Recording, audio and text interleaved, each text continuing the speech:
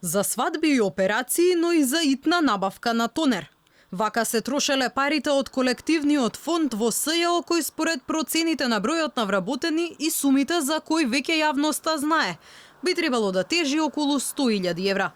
Во него во период од 2 години обвинителите уплаќале по 3.000 денари месечно, а останатиот стручен и технички персонал по 1.000.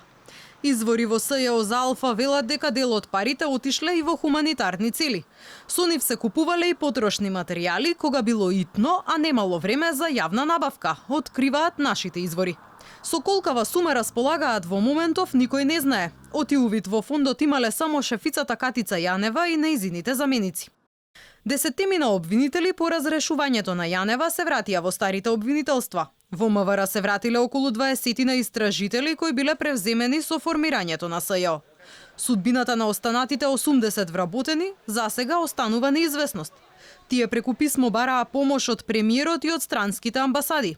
Велат законот за нив треба да важи до септември следната година, но стравуваат дека следниот месец ќе останат без плата, оти ќе нема кој да им подпише.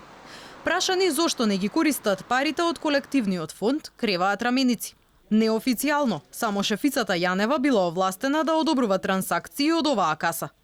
Токму Јанева од шутка преку писмо побарала да ги користи овие пари. Наводно и требале за покривање на трошоците за нејзината одбрана во текот на кривичната постапка за случајот рекет.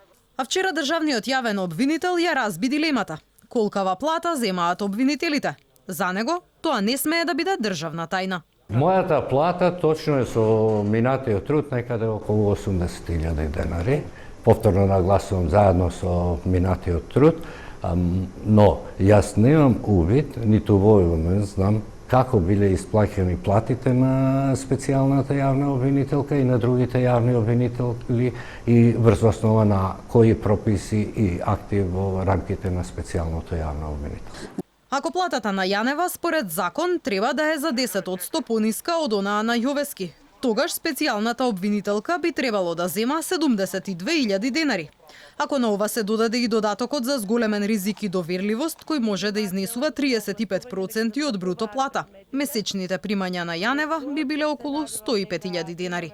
За разлика од неа, другите 10 обвинители во СЈО земале исто како и колегите од организиран криминал и корупција, околу 80.000 денари.